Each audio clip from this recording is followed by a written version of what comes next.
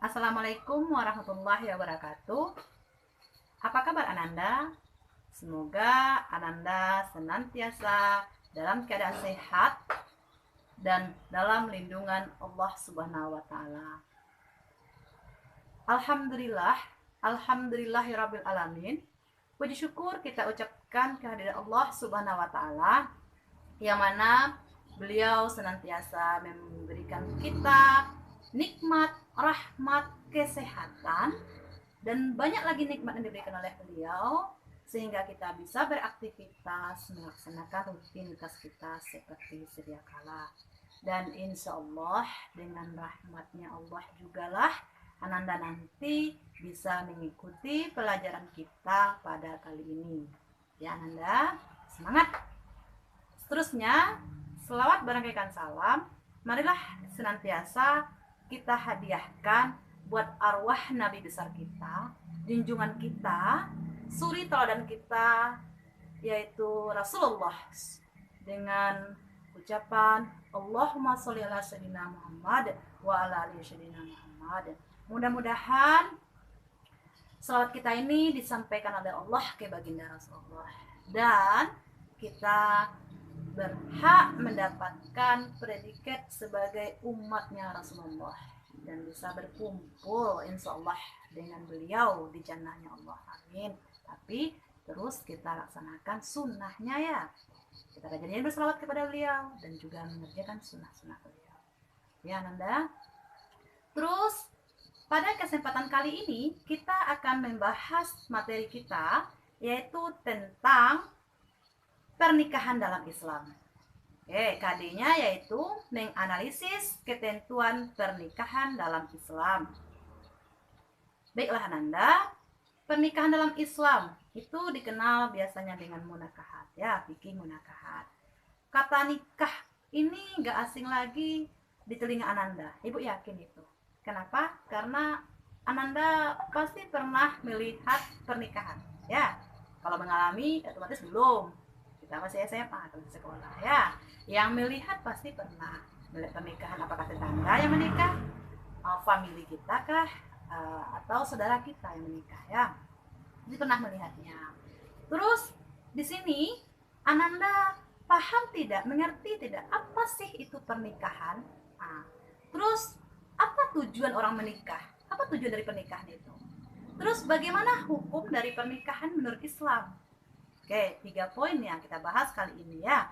Makanya tujuan pelajaran kita pada kesempatan sekarang yaitu anak-anak ibu, khususnya Ananda, anak-anak ibu yang sudah kelas 12 SMA ini, materi kita ini tujuannya yaitu nanti Ananda setelah mengikuti pembelajaran ini mampu menganalisis ketentuan pernikahan dalam Islam, baik pengertiannya, tujuannya, dan juga hukumnya dengan teliti dan tanggung jawab.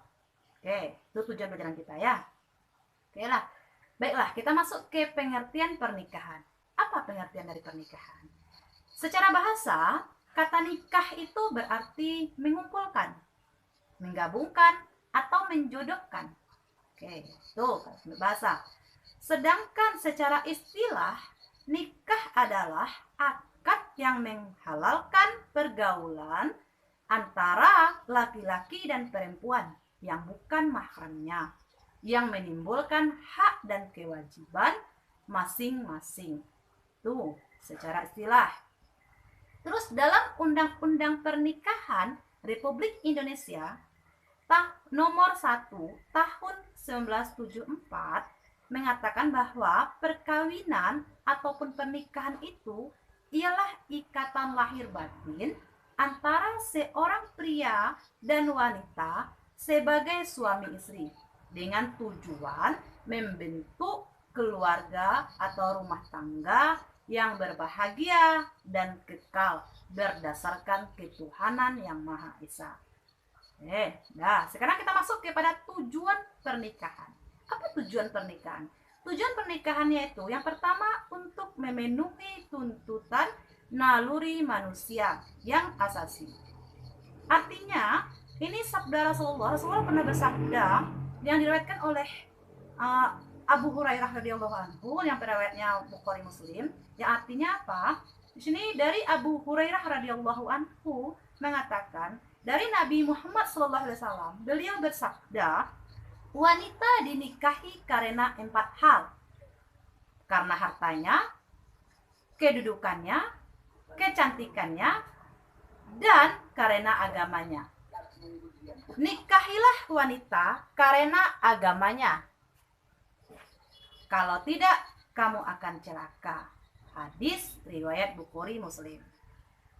Itu tujuan dari pernikahan yang pertama. Terus yang kedua, tujuannya yang kedua yaitu untuk mendapatkan ketenangan hidup. Sesuai dengan firman Allah dalam Quran surat Ar-Rum ayat 21. Yang artinya, kata Allah berfirman di situ, artinya apa? Dan di antara tanda-tanda kekuasaannya ialah dia menciptakan untukmu istri-istri dari jenismu sendiri. Supaya apa? Supaya kamu cenderung dan merasa tentram kepadanya. Dan dijadikannya di antaramu rasa kasih dan sayang. Sesungguhnya pada yang demikian itu benar-benar terdapat tanda-tanda bagi kaum yang berpikir. Oke, tuh. Yang ketiga, untuk membentangi akhlak. Oke, tujuan yang ketiga, membentangi akhlak. Rasulullah SAW bersabda, wahai para pemuda, barang siapa di antara kalian berkemampuan untuk nikah, maka nikahlah. Karena nikah itu lebih menundukkan pandangan dan lebih membentengi farji. Apa itu farji? Kemaluan. Dan barang siapa yang tidak mampu, maka hendaklah ia puasa atau saum. Karena saum itu dapat membentengi dirinya. Hadis riwayat Bukhari Muslim. Tuh.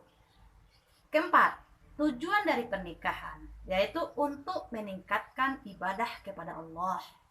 Rasulullah SAW bersabda, artinya apa? Jika kalian bersetubuh dengan istri-istri kalian, termasuk sedekah. Mendengar sabda Rasulullah, maka para sahabat pun keheranan dan bertanya, wahai Rasulullah SAW, seorang suami yang memuaskan nafsu birahinya terhadap istrinya akan mendapat pahala?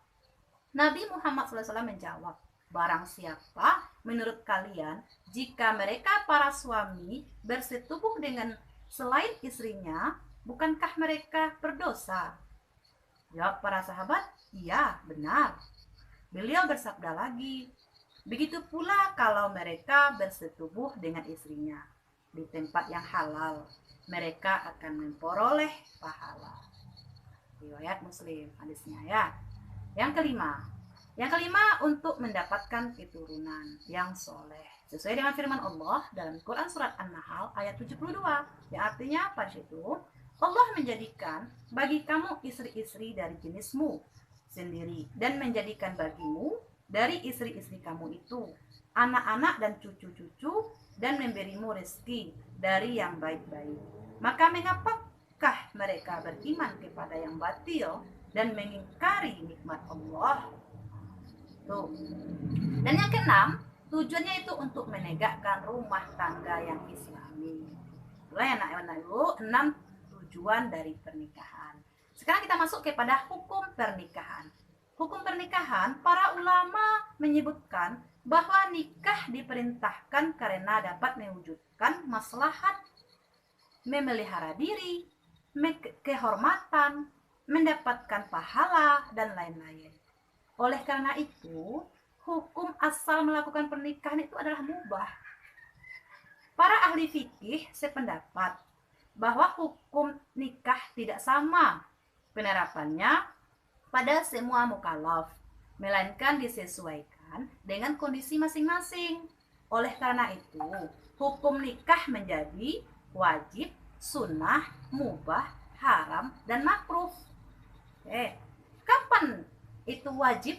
Nah, wajib yaitu bagi orang yang telah mampu baik fisik, mental, ekonomi, maupun akhlak untuk melakukan pernikahan, mempunyai keinginan untuk menikah.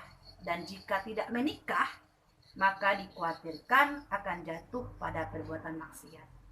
Nah, kalau udah seperti itu, berarti dia wajib jatuh hukumnya. Terus yang kedua, sunnah. Bagi orang yang telah mempunyai keinginan untuk menikah, itu sunnah ya. Namun, tidak dikhawatirkan dirinya akan jatuh kepada maksiat sekiranya tidak menikah. Nah, maka hukumnya sunnah. Sedangkan mubah itu nggak kapan? Yaitu bagi yang mampu dan aman dari fitnah, tetapi tidak membutuhkannya atau tidak memiliki syahwat sama sekali, seperti orang yang impoten. Terus atau lanjut usia, atau yang tidak mampu menafkahi, sedangkan wanitanya rela dengan syarat wanita tersebut harus rasyidah. Apa rasyidah? Yaitu berakal. Oke, terus hukum haram. Kapan dikatakan haram? Yaitu bagi orang-orang yakin bahwa dirinya tidak akan mampu melaksanakan kewajiban-kewajiban pernikahan. Baik kewajiban yang berkaitan dengan hubungan seksual maupun berkaitan dengan kewajiban-kewajiban lainnya. Nah, itu maka hukumnya haram. Makruh lagi. Kapan dikatakan makruh?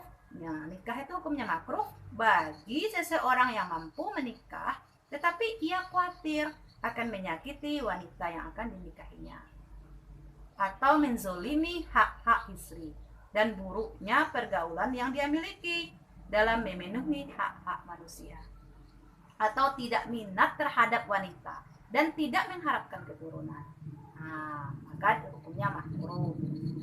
Terus itulah Ananda materi kita pada kesempatan kali ini. Ibu udah bilang tadi bahwa setelah mengikuti pelajaran ini, Ananda mampu nanti menganalisis ketentuan dari pernikahan, baik itu pengertiannya, tujuannya, dan hukum-hukumnya dalam Islam. Ananda silahkan ringkas materi kita, buat berbentuk resume dan kirim ke WA Ibu. Ya, oke, itu saja. Ibu sudahi dengan wabillahi taufiq wal hidayah. Wassalamualaikum warahmatullahi wabarakatuh.